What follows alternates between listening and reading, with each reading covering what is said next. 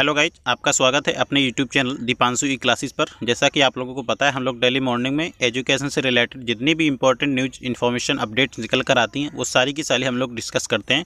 तो वीडियो को अंत तक देखिएगा, इसकी बिल्कुल मत कीजिएगा, ज़्यादा लंबा वीडियो नहीं जाएगा। और चैनल पर अगर पहली बार आए हैं तो चैनल को सब्सक्राइब जरूर कर लीजिएगा। चलिए आज बात करते हैं, DLED में इस बार भी मेरिट से प्रवेश होंगे और TT के लिए 15 जून से आवेदन होने के आसार बहुत ही कम हैं। और UPSSC पेट सितंबर में होगी परीक्षा, इसके बारे में चर्चा करेंगे। और यूपी बोर्ड एक पल में दिया आदेश, दूसरे पल में वापस ले लिया, इसके बारे में चर्चा करेंगे। और सबसे बड़ा है, ट्विटर बना हथियार, छात्रों ने मांगा रोजगार। चलिए बात करते हैं, सितंबर में हो सकती है प्रारंभिक अर्हता परीक्षा। UPSSC आवेदन के साथ परीक्षा एजेंसी चयन की प्रक्रिया तेज। आवेदन के बाद 45 दिन चाहिए परीक्षा की तैयारी के लिए। अलग अलग काम के लिए अलग अलग एजेंसी होंगी।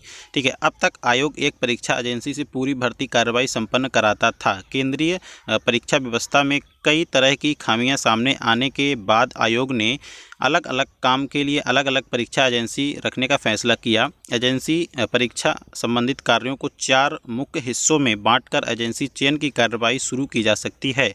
अन्य छोटे छोटे कार्यों के लिए अन्य एजेंसियां भी रखी जा सकती हैं। प्रस्ताव के मुताबिक 13 कार्यों के लिए एजेंसी रखने का प्रस्ताव है। पूरे परीक्षा की जिम्मेदारी 4 से 13 एजेंसियों के बीच हो सकती है। इसमें इसको पूरा पढ़ लेते हैं। लखनऊ अधीनस्थ सेवा चयन आयोग UPSSC प्रारंभिक अर्हता परीक्षा PET के लिए आवेदन ले रहा है। सब कुछ योजना के हिसाब से चल रहा है तो अगस्त में लिखित परीक्षा हो सकती है। द्विस्तरीय परीक्षा प्रणाली में PT के लिए आवेदन लेने की कार्रवाई 21 जून को पूरी हो जाएगी। आयोग आवेदन के साथ साथ परीक्षा एजेंसी के चयन की कार्रवाई भी कर रहा है। प्रयास है कि आवेदन व एजेंसी चयन का काम एक साथ पूरा हो जाए। इससे आवेदन की स्थिति स्पष्ट होते ही एजेंसी लिखित की परीक्षा शुरू कर सकेगी। परीक्षा एजेंसी को पूरी प्रक्रिया संपन्न कराने के लिए वर्क ऑर्डर देने की तिथि से 3 महीने तक समय दिया जा सकता है। बताया जा रहा है कि आवेदन के बाद अभ्यर्थियों की संख्या के आधार पर परीक्षा की तैयारी के लिए 60 से 90 दिन का समय चाहिए।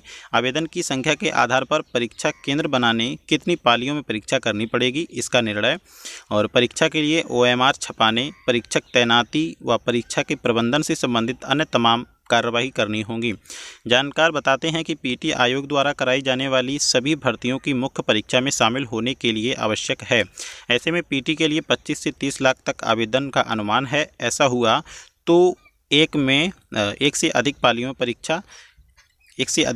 में परीक्षा कराने की नौबत आ सकती है। इसके बावजूद कोविड महामारी या अन्य कोई विपरीत हालात ना बने तो सितंबर में परीक्षा हो सकती है। तो जो लोग UPSSC जो पेट की तैयारी कर रहे हैं तो आप लोग सितंबर को मानकर ही तैयारी करें, आपका एग्ज़ाम सितंबर में होने के आसार हैं।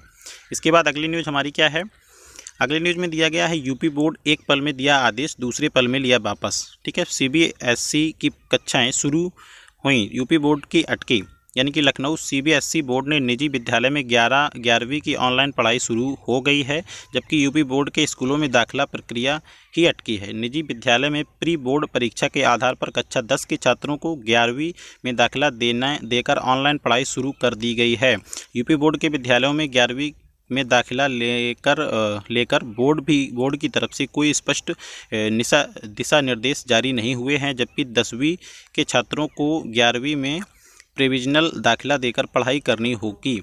ठीक है, जून आ चुका है लेकिन इन छात्रों को दाखिला नहीं हो पाया। दरअसल 10वीं की बोर्ड परीक्षा ना होने के चलते स्कूल अपने स्तर से कई बार कोई निर्णय नहीं ले पाए, ना ही इनके संबंध में कोई आदेश दिशा निर्देश आया। ठीक है, इसके बाद बात करते हैं, लखनऊ यूपी बोर्ड ने अपने एक आदेश में कक्षा 9 की छमाही परीक्षा के अंक अपलोड करने के वेबसाइट नहीं खोली। बाद में बोर्ड ने आदेश वापस ले लिया। बोर्ड ने गुरुवार को 10वीं के छात्रों का कक्षा 9 की छमाही परीक्षा के अंक अपलोड करने का दिशा निर्देश दिया, लेकिन शुक्रवार को विवाद के चलते वेबसाइट नहीं खोली। दरअसल बोर्ड के इस आदेश को लेकर असमंजस की स्थिति पैदा हो गई थी। इससे पहले स्कूल छात्रों की वार्षिक परीक्षा और आंतरिक मूल्यांकन के अंक अपलोड हो चुके हैं। छमाही परीक्षा का स्पष्ट प्रावधान नहीं है। कई स्कूलों में छमाही परीक्षा नहीं हुई। ऐसे में विवाद चलते बोर्ड के अपनी वेबसाइट नहीं खोली। अमीनाबाद इंटर कॉलेज में प्रधानाचार्य साहिब लाल मिश्रा ने बताया कि काफ़ी देर तक वेबसाइट खुलने का इंतज़ार किया लेकिन नहीं खुली। तो ये सारी न्यूज़ थी। इसके बाद अगली न्यूज़ पर हम चलते हैं। हमारी जो अगली न्यूज़ है, ट्विटर बना हथियार, छात्रों ने मांगा रोजगार। छात्रों ने बहुत ही ज़्यादा विरोध किया। इसमें लिखा है प्रतियोगियों ने बेरोजगारी दिवस के रूप में मनाया सूबे के मुख्यमंत्री का जन्मदिन, किया प्रदर्शन, दिन भर चला अभियान। ठीक है, इस सब के बारे में हम लोग चर्चा करेंगे, तो इसको पूरा पढ़ लेते हैं। जो प्रतियोगी 2 जून को रोटी मांग रहे हैं वे शनिवार को फिर बेरोजगारी की ढोल पीटते दिखे। सीएम के जन्मदिन की बेरोजगारी दिवस के रूप में मनाया। ट्विटर को हथियार बनाकर रोजगार मांगा गया। ज्ञात हो कि प्रतियोगी पहले नई भर्ती निकलवाने की मांग कर रहे थे। अनसुनी पर तरह तरह से प्रदर्शन करके सरकार का ध्यान खींच रहे हैं। प्रतियोगियों का कहना है कि 4 साल से सरकार सरकारी नौकरियों देने में विफल रही है। तो भर्ती आई ही नहीं तो आई भी तो न्यायालय में फंसी रही। पहली बात तो भर्ती आई नहीं और आई तो न्यायालय में फंसी रही, ये सब छात्रों का कहना है। ठीक है, इसके बाद में आगे लिखा है अधीनस्थ चयन आयोग व माध्यमिक शिक्षा सेवा चयन आयोग नियुक्तियां देने में सबसे पीछे रहा है और लेखपाल की भर्ती नहीं आई। यह हाल पर विभाग में है। प्रतियोगी अवसाद में हैं कि कुछ दिन पहले प्रयागराज में प्रतियोगियों छात्रों ने मुंडन कराकर विरोध दर्ज कराया था। शनिवार को भी ट्विटर पर बेरोजगार दिवस ट्रेंड करता रहा। लाखों ट्वीट किए गए। पंकज मिश्रा, अभिषेक तिवारी, राहुल यादव, अश्वनी सिंह रजत, विनीत ने बढ़ चढ़कर बेरोजगारी दिवस मनाया।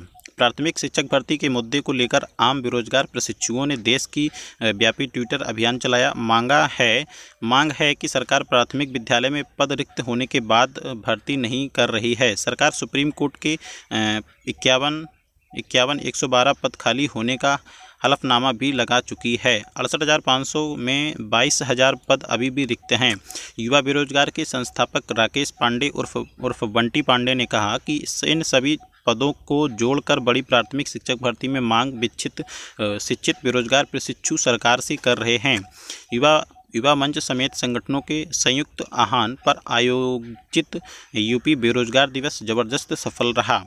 कार्यकर्ताओं और छात्रों ने सांकेतिक प्रदर्शन कर सरकार को आगाह किया कि यदि रोजगार के सवाल को नहीं किया गया तो प्रदेश में बड़ा आंदोलन खड़ा होगा। मंच आयोजक राजेश संचालक ने कहा कि प्रदेश में रोजगार को भयावह स्थिति में है। युवा मंच अध्यक्ष अनिल सिंह ने कहा कि रोजगार का प्रश्न हल नहीं किया गया तो युवाओं को सड़क पर उतरने के लिए बाध्य होना पड़ेगा। तो जैसा कि छात्र ट्विटर पर अभियान चला रहे हैं और प्रदर्शन कर रहे हैं, अच्छा कर रहे हैं, और आप लोग भी इन सब का सपोर्ट कीजिएगा।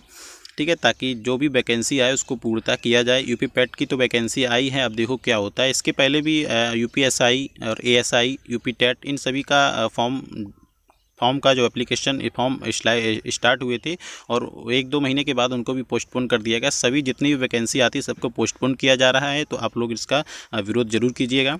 चलिए, इसके बाद में अगली न्यूज़ क्या है, डीएलएड से रिलेटेड है। डीएलएड में इस बार भी मेरिट से प्रवेश। ठीक है, डीएलएड में इस बार भी मेरिट से प्रवेश होंगे। प्रवेश परीक्षा कराए जाने का प्रस्ताव खारिज। 2019 में 60,000 सीटें रह गई थी खाली।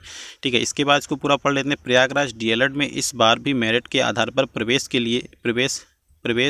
के लिए जाएंगे। परीक्षा नियामक प्राधिकारी ने वर्ष 2021 में पहली बार परीक्षा के माध्यम से प्रवेश लेने का प्रस्ताव शासन को भेजा था, लेकिन कोविड संक्रमण के मद्देनजर शासन इसके लिए राजी नहीं हुआ और प्रस्ताव को खारिज कर दिया गया था। अब नए सिरे से मेरिट के आधार पर प्रवेश को लेकर प्रस्ताव भेजा जाएगा। प्रदेश में 67 जिला शिक्षक प्रशिक्षक संस्थान डाइट हैं और इनमें डीएलएड की 10,600 सीटें हैं। वही निजी कॉलेज की संख्या 3103 है और इनमें डीएलएड की कितनी 23,1600 सीटें हैं। यानी प्रदेश में डीएलएड की कुल 2,42,200 सीटें हैं। डीएलएड की सीटों पर अब तक सीधे मेरिट से ही प्रवेश लिए जाते रहे हैं, लेकिन वर्ष 2021 में पहली बार प्रवेश परीक्षा कराए जाने की तैयारी हो गई थी। इसके लिए परीक्षा नियामक प्राधिकारी की ओर से शासन को प्रस्ताव भेजा गया था। कोविड की बावजूद परिस्थितियों को देखते हुए शासन ने प्रवेश परीक्षा कराने की अनुमति नहीं दी और प्रस्ताव को खारिज कर दिया। प्रस्ताव खारिज होने के बाद इस पर भी मेरिट से प्रवेश के लिए जाएंगे। इसके लिए परीक्षा नियामक प्राधिकारी की ओर से नए सिरे से प्रस्ताव तैयार कर शासन को भेजा जाएगा। डीएलएड का पिछला सत्र शून्य हो गया था। इसके बाद इसी में दिया गया है जैसा कि आप लोग देख पा रहे होंगे यहाँ पर दिया गया है यूपीटीटी के लिए, ठीक है, यूपीटीटी के लिए 15 जून से आवेदन शुरू होने के आसार बहुत ही कम हैं। चलिए इसको पूरा देख लेते हैं। शिक्षक पात्रता परीक्षा यानी यूपीटीटी के लिए आवेदन की प्रक्रिया 15 जून से शुरू कराए जाने की तैयारी है और इसके लिए परीक्षा नियामक प्राधिकारी की ओर से शासन को प्रस्ताव भी भेजा जा चुका है, लेकिन मौजूदा परिस्थिति में 15 जून से आवेदन की प्रक्रिया शुरू होने के आसार कम हैं। प्रस्ताव को अब तक शासन से मंजूरी नहीं मिली है। तो आप लोग समझ लीजिएगा कि 15 जून से आवेदन नहीं हो पाएंगे। इस एग्ज़ाम को वैकेंसी फरवरी या मार्च में शायद इस फॉर्म को अप्लाई स्टार्ट हुआ था और इसको बाद में पोस्टपोन कर दिया गया था। तो अब जो खबर आ रही है कि 15 जून से आवेदन स्टार्ट होने के आसार हैं, ठीक है, और उसमें हमको नहीं लगता है कि आवेदन स्टार्ट हो पाएंगे। तो आप लोग तैयारी करते रहिएगा, देखिए स्टार्ट होता है कि नहीं होता है। और आप लोग एक बात और सुनिएगा, प्रतिदिन सुबह एजुकेशन से संबंधित न्यूज़ इन्फॉर्मेशन अपडेट्स पाने के लिए हमारे चैनल को आप लोग सब्सक्राइब जरूर कर लीजिएगा और जितना हो सके अपने दोस्तों के साथ इसे शेयर भी कीजिएगा।